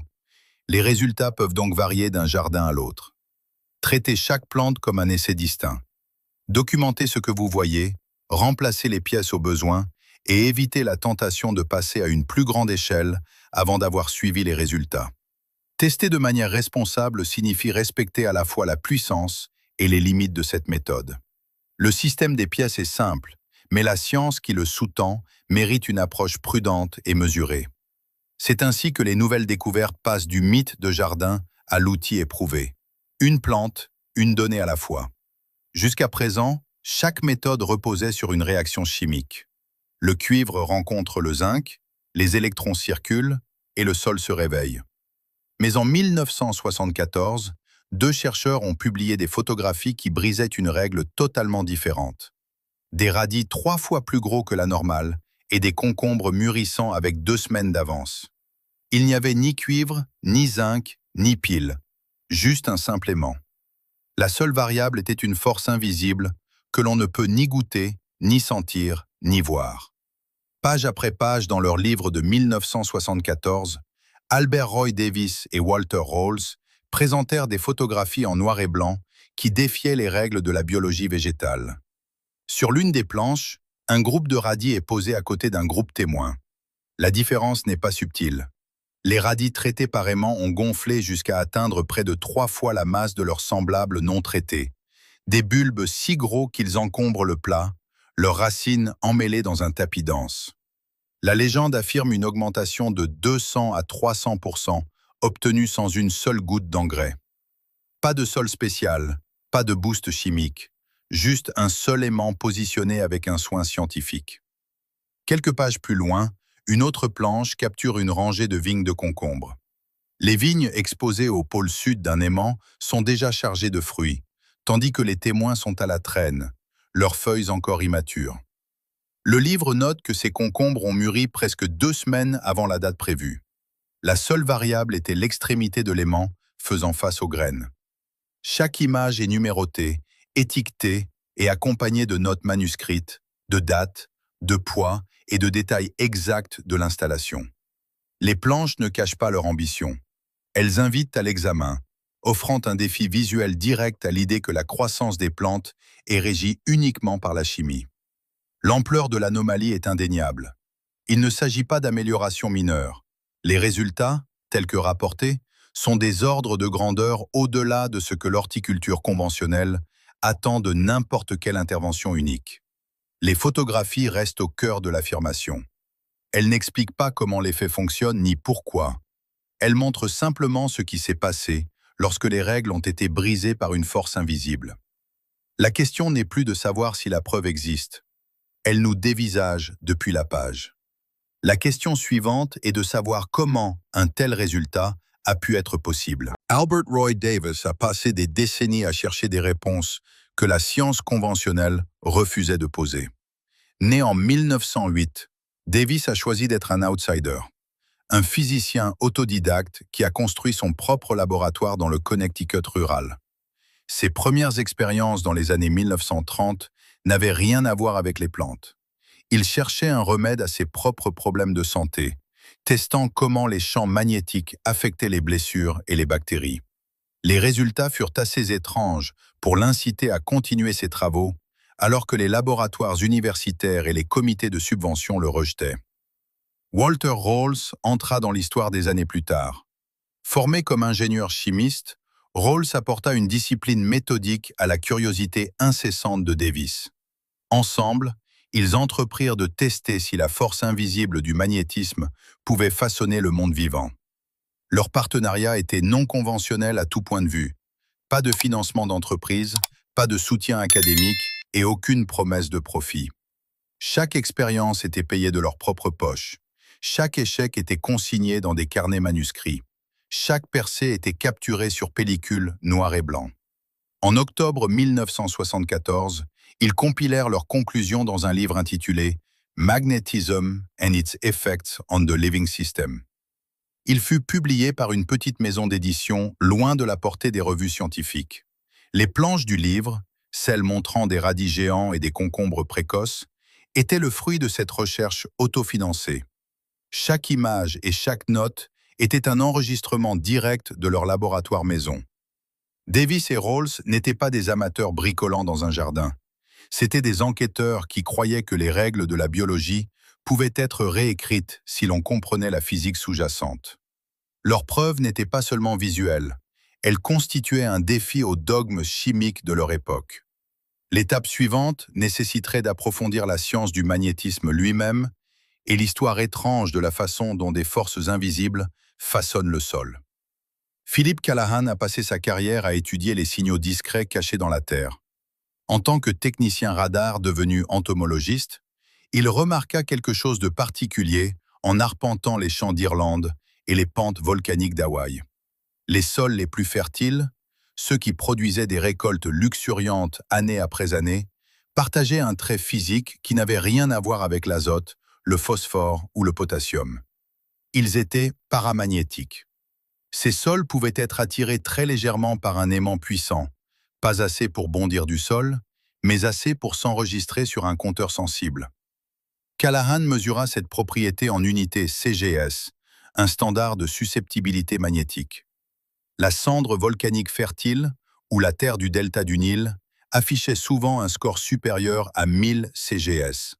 En revanche, les terres agricoles épuisées ou le sable industriel atteignaient à peine 50.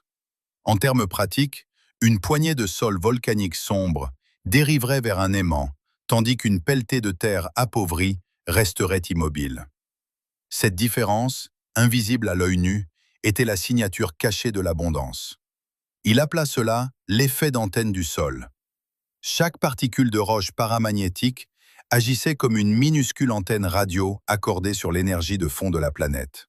Ces minéraux, basalte, granit et certaines argiles, capturaient et stockaient les impulsions électromagnétiques naturelles de la Terre. Selon Callahan, les racines puisaient dans ce champ, y trouvant non seulement des minéraux, mais une sorte de nourriture électrique. Là où le paramagnétisme était élevé, les cultures poussaient plus vite, résistaient mieux aux maladies et nécessitaient moins d'eau. Là où il était bas, même le meilleur engrais ne parvenait pas à raviver la terre durablement. Les chiffres n'étaient pas abstraits. Dans ses travaux sur le terrain, Callahan enregistrait couramment 1200, 2000 et parfois même 4000 CGS dans les sols volcaniques. En comparaison, le champ de maïs américain moyen, après des décennies de traitements chimiques, tombait souvent sous les 100. L'implication était simple mais profonde. Le secret d'une fertilité durable pourrait se mesurer avec un aimant et non avec un kit de chimie. Ce n'était pas une théorie, c'était une propriété physique, une propriété que n'importe qui pouvait vérifier avec le bon instrument. Pour Callahan, la Terre elle-même était une pile vivante, et les sols les plus productifs étaient ceux capables de conserver une charge. La question suivante était de savoir comment cette charge affectait l'eau et ce qui se passait lorsque des aimants étaient utilisés pour amplifier le signal. L'eau, le partenaire silencieux de chaque récolte, se déplace à travers le sol et les racines d'une manière qu'il est facile de négliger. Mais la magnéticulture avance une idée extraordinaire. Un simple aimant pourrait changer la nature même de l'eau.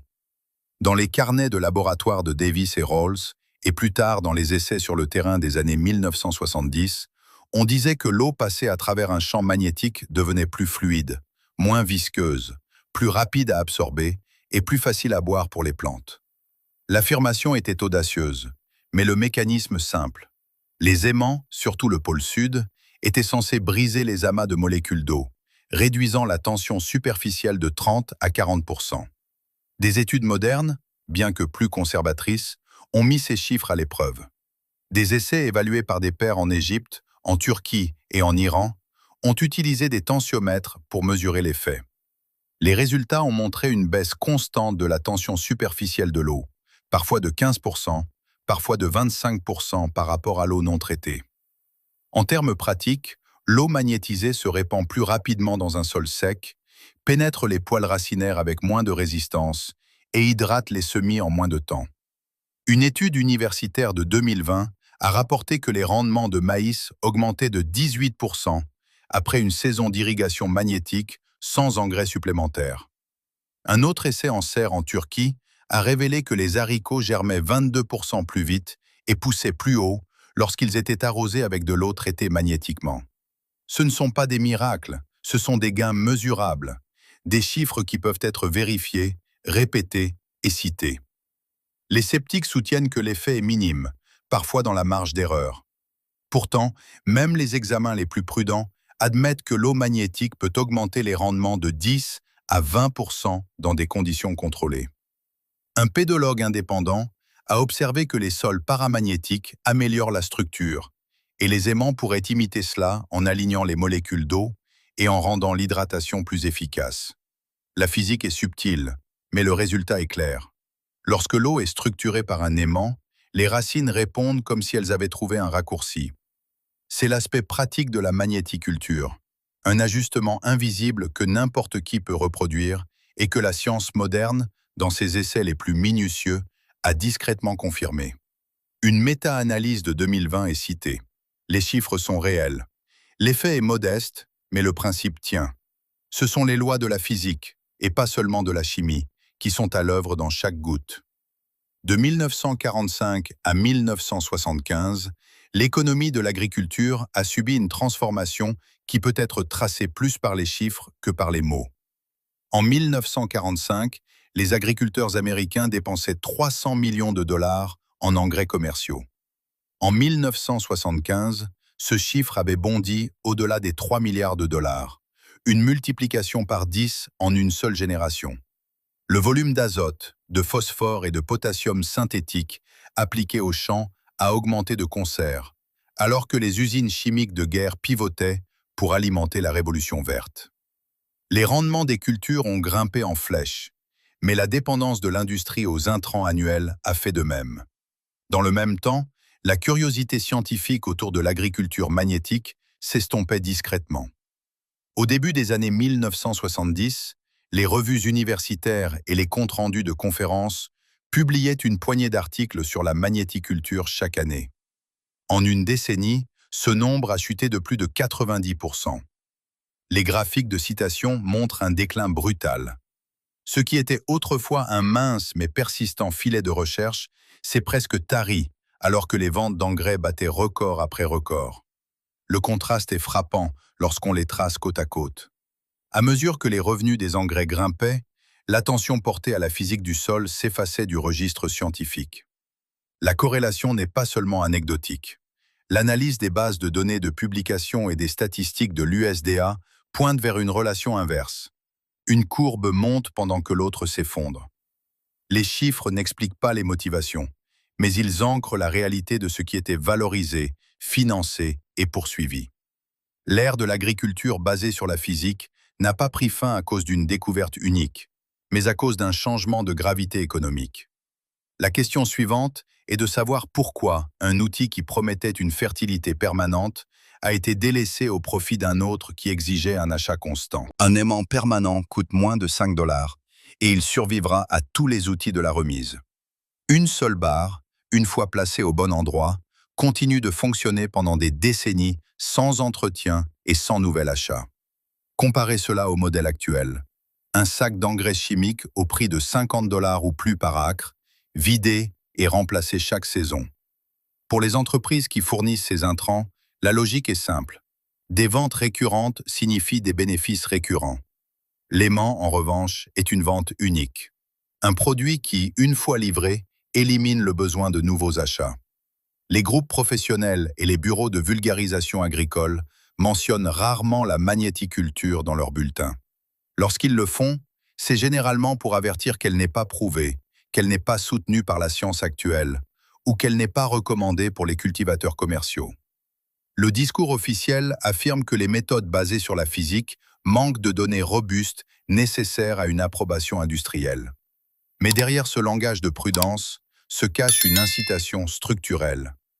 Le modèle chimique maintient les agriculteurs sur un plan d'abonnement lié à des produits qui doivent être rachetés encore et encore. La méthode magnétique menace ce cycle. Elle propose une issue, un outil qui ne peut être ni breveté, ni marqué, ni verrouillé derrière un péage.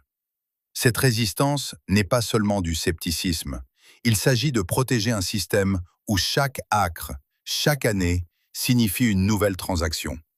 Pour ceux prêts à expérimenter, l'écart de coût est impossible à ignorer. Le seul obstacle restant est la volonté d'essayer. Un simple aimant en barre, une boussole et quelques minutes d'installation minutieuse. C'est tout ce qu'il faut pour tester les affirmations faites par Davis, Rawls et Callahan. La première étape est toujours la polarité. Chaque aimant a un pôle nord et un pôle sud, mais un seul côté accélère la croissance. Placez une boussole à plat sur la table et approchez une extrémité de l'aimant de l'aiguille. L'extrémité nord de l'aiguille sera attirée par le pôle sud de l'aimant. Marquez clairement cette extrémité. Confondre le nord avec le sud ralentira ou pourrait même tuer vos graines.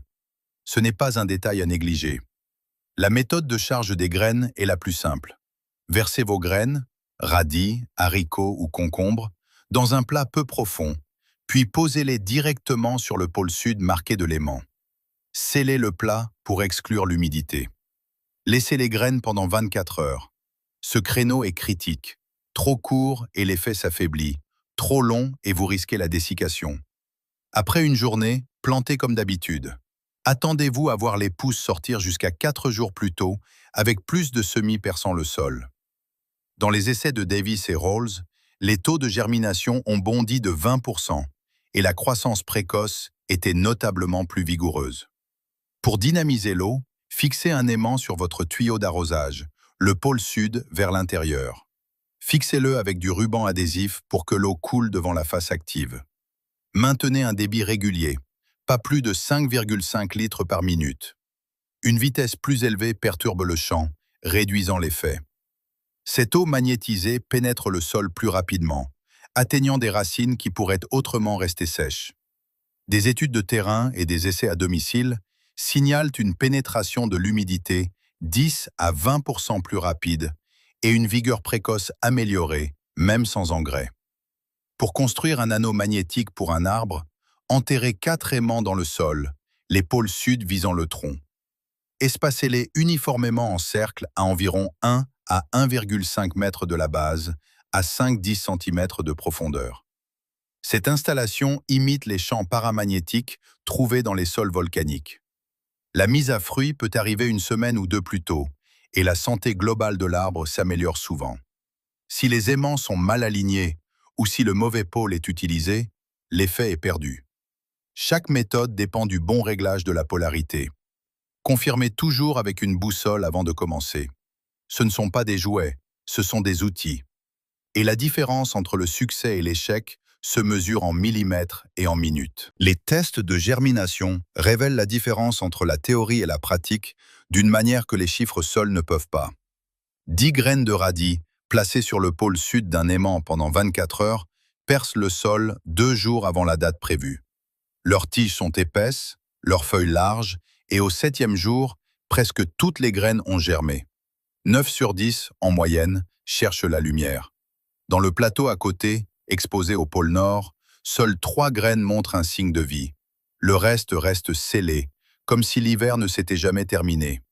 Le groupe témoin, non touché par les aimants, se situe quelque part entre les deux, avec 6 ou 7 semis, lents et inégaux, avec des racines qui hésitent à se ramifier. Ce schéma se répète sur 3 parcelles de jardin. Le groupe pôle Sud affiche une germination moyenne de 87%, le pôle Nord seulement 28%. Les témoins oscillent à 65%. Au bout de 2 semaines, les plantes traitées au sud ne sont pas seulement plus grandes. Elles mesurent 54 mm en moyenne contre 45 pour les témoins et seulement 31 pour le pôle Nord. Ce ne sont pas des anomalies accidentelles. Les chiffres concordent avec les rapports originaux de Davis et Rawls et avec les essais universitaires prudents qui ont suivi des décennies plus tard. L'effet ne se limite pas aux radis. Les haricots, les concombres et même le blé réagissent de la même manière. Lorsque le mauvais pôle est utilisé, l'échec est immédiat et sévère. Dans un essai comparatif, un plateau de graines de haricots exposé au nord montre une chute de 70% de la germination. La leçon est claire. La polarité n'est pas une note de bas de page. C'est la différence entre un jardin qui prospère et un jardin qui ne démarre jamais. Reproduire ces résultats chez soi est simple, mais la marge d'erreur est impitoyable. Un aimant mal placé, un pôle inversé ou un champ faible annulera tout avantage. Les chiffres bruts parlent d'eux-mêmes, mais la véritable preuve est dans l'échec. Quand les règles sont suivies, la croissance s'accélère. Quand elles sont ignorées, la nature s'arrête. Des racines plus grosses, une croissance plus rapide et des récoltes augmentant à 2 chiffres sans rien brancher au mur. Mais il y a une question à laquelle aucune de ces méthodes ne répond. Pourquoi les insectes attaquent-ils une plante et ignorent-ils complètement une autre située à 1 mètre de là? Un scientifique du ministère de l'Agriculture des États-Unis a passé sa carrière à prouver que la réponse standard était fausse. Les insectes ne se contentent pas de sentir vos plantes. Ils les scannent pour en détecter la fréquence. Une simple bobine de cuivre peut couper ce signal. Au sommet de sa carrière, le docteur Philip Callahan travaillait au cœur du Southern Grain Insect Research Laboratory de l'USDA à Tifton, en Géorgie. Son titre officiel était entomologiste, mais ses compétences s'étendaient bien au-delà du monde des insectes. Callahan avait été formé comme technicien radio dans l'armée de l'air américaine pendant la Seconde Guerre mondiale, maîtrisant l'art de traquer les signaux invisibles dans le ciel européen. Cette expérience de guerre, la lecture du langage des ondes radio, allait façonner les questions qu'il apporterait au laboratoire des décennies plus tard. La curiosité de Callahan était insatiable. Dans les années 1960, il commença à examiner des antennes d'insectes au microscope haute puissance, cherchant des indices sur la façon dont les ravageurs trouvaient leurs cibles. Ce qu'il vit le surprit. La structure des antennes des papillons de nuit et des coléoptères ne semblait pas aléatoire. Au contraire, elle ressemblait aux réseaux finement accordés utilisés dans les radars. De longs axes répétitifs couverts de crêtes et d'épines, espacés à des intervalles précis. Pour Callahan, ce n'était pas seulement une curiosité biologique. Cela ressemblait à de l'ingénierie. Il publia des micrographies dans des bulletins techniques, invitant d'autres scientifiques à regarder de plus près. Des années de recherche le menèrent à une hypothèse radicale. Les antennes d'insectes pourraient agir comme des guides d'ondes diélectriques, capables de capter des signaux électromagnétiques bien au-delà de l'odorat ou du toucher ordinaire. Dans son livre de 1975, il décrivit comment ces structures pouvaient être accordées sur les fréquences infrarouges.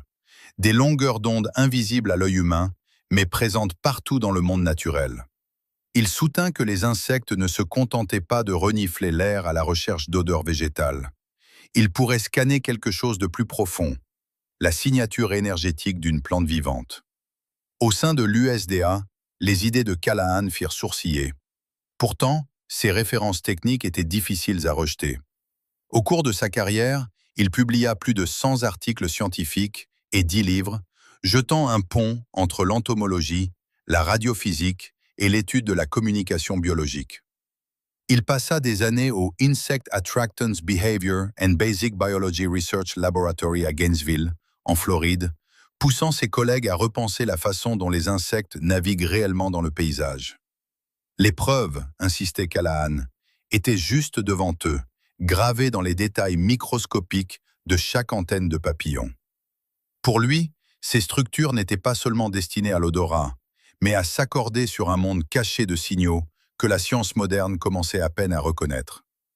Ces observations ont défié tout le domaine de regarder au-delà de la chimie et d'envisager la possibilité que les plantes et les insectes communiquent sur une fréquence que personne n'avait pris la peine de mesurer. Des caméras infrarouges ont révélé un monde caché dans le jardin. Lorsqu'une plante prospère, ses feuilles libèrent de la chaleur dans un flux régulier et uniforme, un champ d'énergie ininterrompu. En cas de stress, ce schéma se fracture. La sécheresse, la maladie ou la carence en nutriments perturbent le métabolisme et le flux d'eau de la plante, laissant derrière eux une mosaïque de points chauds et froids. Ce n'est pas seulement une théorie. Des centres de recherche agricole utilisent l'imagerie thermique pour repérer les cultures en manque d'eau des jours avant qu'elles ne flétrissent. La signature infrarouge d'une plante saine apparaît lisse et uniforme, tandis qu'une plante en difficulté semble marbrée d'éclats de chaleur erratiques à la surface des feuilles. Le docteur Philip Callahan a regardé ces différences et y a vu plus que de la simple chaleur. Il croyait que la distinction entre les plantes saines et malades s'étendait bien au-delà de la température. Selon lui, une plante robuste émet un signal cohérent à haute énergie, une sorte de statique biologique qui se fond dans le décor. Les insectes, affirmait-il, ne peuvent pas capter ce signal. Ils passent devant, incapables de distinguer la plante de son environnement. Mais quand une plante s'affaiblit, son champ d'énergie devient chaotique. L'émission infrarouge devient bruyante et désordonnée, comme une radio bloquée entre deux stations. Pour un insecte affamé, c'est une balise, un signe clair que la plante est vulnérable et prête à être consommée. Des entomologistes contemporains ont étudié comment les insectes utilisent des indices sensoriels pour trouver leur cible. Le consensus est que la plupart des ravageurs comptent sur l'odorat et le contraste visuel. Mais certains, comme les buprestes du feu ou certaines guêpes parasites, peuvent détecter de subtils changements dans le rayonnement infrarouge. Le docteur Ring Card, expert en comportement des insectes, note que bien que les indices primaires soient chimiques, les insectes sont sensibles aux différences de température et peuvent s'en servir pour cibler les plantes stressées. L'idée que les insectes puissent décoder des schémas complexes d'énergie infrarouge reste controversée. Ce qui est clair, c'est que les plantes stressées diffusent leur détresse de manière visible à la fois pour les caméras et potentiellement pour les créatures qui les recherchent. La distinction entre énergie cohérente et chaotique n'est pas seulement académique. Elle offre une nouvelle façon de penser la santé des plantes. Si le signal de détresse d'une plante est ce qui attire les parasites, alors masquer ou corriger ce signal pourrait rendre la plante virtuellement invisible. Cette perspective ouvre la porte à des interventions qui ne reposent pas sur les produits chimiques, mais sur la restauration du champ énergétique naturel de la plante. Et elle soulève la question de savoir si un simple morceau de cuivre pourrait suffire à changer la donne. Une limace s'approche du bord d'un parterre de jardin, ses antennes balayant le sol à la recherche de son prochain repas. Juste devant, une longueur de fil de cuivre repose à moitié enterrée dans la terre humide. Dès que la limace entre en contact, son corps fait le pont entre le cuivre et le sol humide, complétant un circuit naturel. Un voltmètre relié au fil enregistre une pointe, allant d'un demi-volt à 1 volt, générée par l'interaction du cuivre, du mucus et des électrolytes du sol. Ce n'est ni un tour de magie, ni un vœu pieux. La chimie est basique. Le cuivre et le mucus de limace créent une cellule galvanique, le même principe qui alimente une pile. En quelques secondes, la limace recule. Son retrait est net et sans équivoque, prenant souvent moins de 2 secondes entre le premier contact et la retraite. La réaction est constante lors des essais répétés, même les limaces les plus audacieuses abandonnant leur chemin après avoir touché le fil. Des chimistes du sol ont mesuré cet effet lors de tests contrôlés, enregistrant les courbes de tension et les temps de retrait avec précision. En moyenne, les limaces font demi-tour en 1,5 à 2 secondes et tentent rarement une seconde traversée. L'effet est visible, mesurable et surtout reproductible. Contrairement au spray ou au granulé qui ne laissent aucune preuve d'action, le fil de cuivre offre une preuve claire que n'importe qui peut tester. Le léger choc électrique est inoffensif pour la plante, mais suffisant pour dissuader la limace, créant une barrière vivante avec rien de plus qu'un morceau de métal et l'humidité déjà présente dans le sol. Pour les sceptiques, l'installation est simple. Une limace fraîche, une longueur de cuivre propre, un multimètre de base et un chronomètre. À chaque fois, le résultat est le même. Une démonstration en direct de la physique à l'œuvre et un champ de force qu'aucun parasite n'ose franchir. Chaque expérience a besoin d'une ligne de départ. Le matin du premier test, 6 parcelles de jardin, 3 équipées de bobines de cuivre et 3 laissées sans traitement ont été mesurées selon 2 chiffres simples, le Brix et la tension. Le Brix, la norme pour les sucres végétaux et les solides dissous, a été vérifié à l'aide d'un réfractomètre portatif. Chaque échantillon de feuilles a été pressé et une goutte de jus déposée sur le verre. Le groupe témoin affichait une moyenne de 7,2 Brix avec un écart allant de 6,8 à 7,6. Le groupe avec bobine atteignait 7,3, allant de 7,0 à 7,7. Ces chiffres, bien que modestes, ont établi la base de référence pour tout l'essai. Les lectures de tension ont été prises avec un multimètre numérique, les fils pressés sur la tige et sur le sol humide. Toutes les parcelles se situaient entre 38 et 46 millivolts, sans différence significative entre les lits traités et non traités. Le pH du sol, l'humidité et l'exposition au soleil ont été consignés pour chaque parcelle afin d'exclure les variables cachées. Ces premières lectures ne montraient aucun avantage pour le groupe avec bobine. Pas de sucre supplémentaire, pas de tension plus élevée et aucun signe d'effet immédiat. Un tableau récapitulatif a capturé les moyennes et les plages pour chaque mesure. Les relevés de Brix tracés côte à côte ne révélaient que des variations mineures, bien en deçà de la marge d'erreur pour des légumes de jardin. Les données de tension racontaient la même histoire. Un groupe serré sur les 6 plates-bandes sans aucune valeur aberrante. Cet instantané, pris avant toute intervention, servirait de point d'ancrage pour toutes les comparaisons futures. Le protocole prévoyait des suivis hebdomadaires, Brix, tension, comptage des ravageurs et couleur des feuilles, le tout suivi au cours du mois suivant. En s'engageant sur des chiffres concrets et des méthodes reproductibles, l'expérience a tracé une ligne claire entre l'observation et le vœu pieux.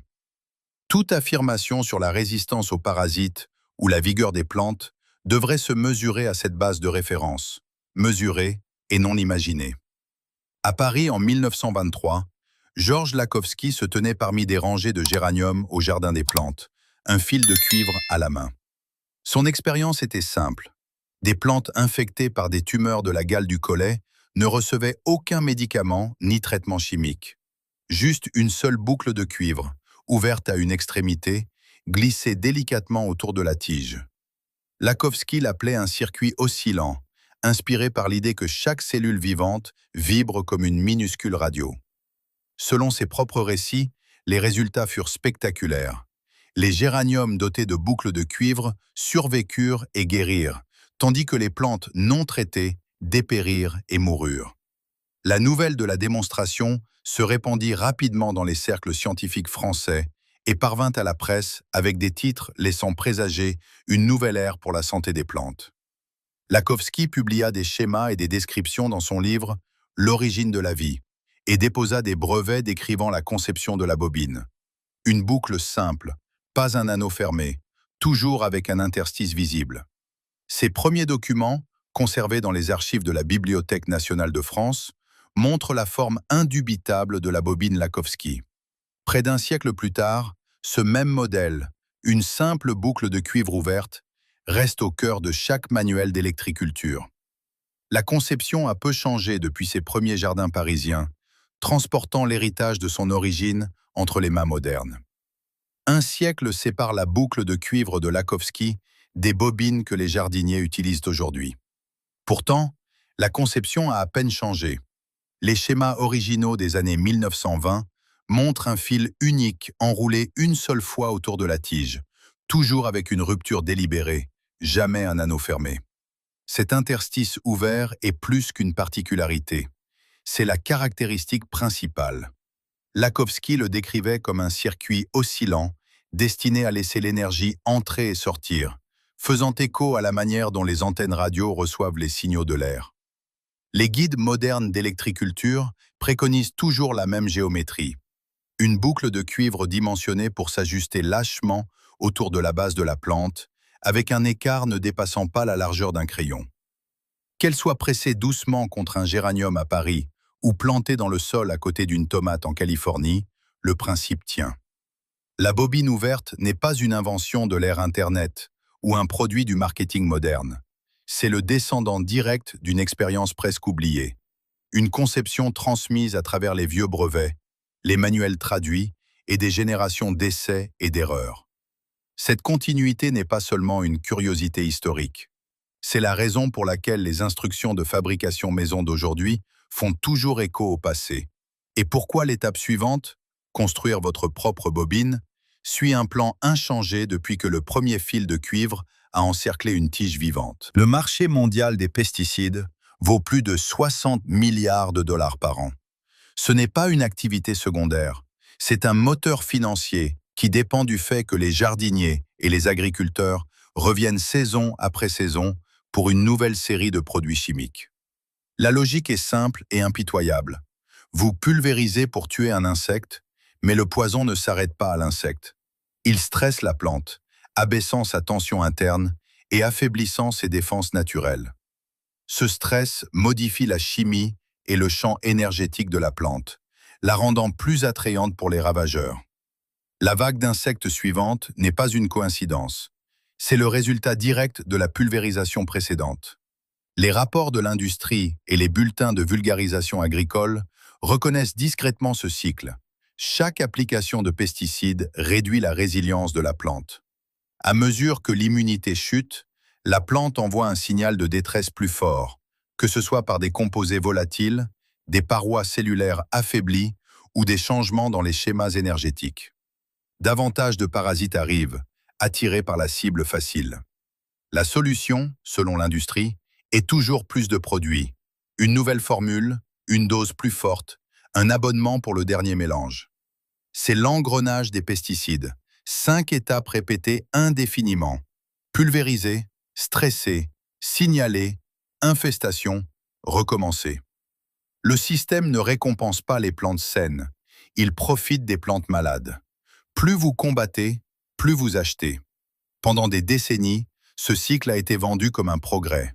En réalité, c'est un piège qui enferme les cultivateurs dans la dépendance, vident leur portefeuille et laissent leur culture plus faible à chaque tour. La vraie question n'est pas de savoir si le système fonctionne, mais pour qui il travaille réellement. Un simple morceau de fil de cuivre est tout ce qu'il faut pour mettre la théorie à l'épreuve. Pour la plupart des légumes du jardin, un fil de cuivre monobrin, de calibre 12 ou 14, fonctionne le mieux. Coupez un morceau assez long pour l'enrouler lâchement autour de la base de la plante, soit environ 1,5 à 2 fois la circonférence de la tige. Formez une boucle, mais ne fermez pas complètement le cercle. Laissez un espace d'environ la largeur d'un crayon. Cet espace ouvert est essentiel. Il permet à la boucle d'agir comme une antenne, et non comme un circuit fermé.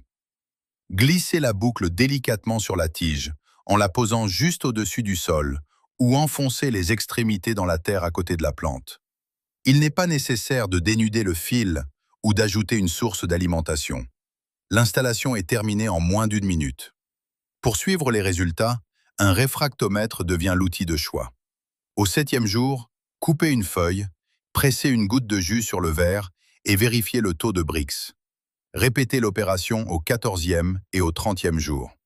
Si la bobine fonctionne, ces chiffres devraient grimper, parfois de 2 ou 3 points en un seul mois. Des praticiens indépendants, des jardiniers amateurs aux petits agriculteurs, ont consigné leurs résultats dans des carnets de terrain et des forums en ligne. Certains signalent que les feuilles prennent un vert plus profond. D'autres voient les dégâts causés par les ravageurs tomber presque à zéro. Pour ceux qui veulent des données concrètes, des lectures de tension peuvent être prises aux mêmes intervalles à l'aide d'un multimètre numérique pressé contre la tige et contre le sol. La sécurité est simple. Gardez la bobine hors de portée des enfants et des animaux domestiques et évitez d'utiliser du fil traité ou gainé. La méthode est aussi ancienne que les schémas originaux de Lakowski, mais les mesures sont tout à fait modernes. Chaque lecture est un point de contrôle. La preuve qu'un morceau de cuivre peut changer l'histoire d'une plante, une boucle à la fois.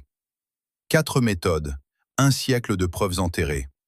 Électricité atmosphérique, pile de terre, champ magnétique et bobine de fréquence. Chacune a été brevetée, testée et discrètement mise de côté au profit de produits que vous devez racheter chaque saison. La physique n'a jamais cessé de fonctionner. L'expérience vous appartient. Essayez une méthode, suivez vos résultats, et si cela fonctionne, dites-le autour de vous. La meilleure façon de déterrer une science oubliée est de la planter dans chaque jardin de la rue. Si cette exploration de la physique oubliée change votre vision des énergies cachées dans votre jardin, n'hésitez pas à vous abonner et à aimer la chaîne. Nous découvrons l'histoire qu'ils ont essayé d'enterrer. Plantez les graines de l'avenir. Le prochain trésor de connaissances sera bientôt ouvert.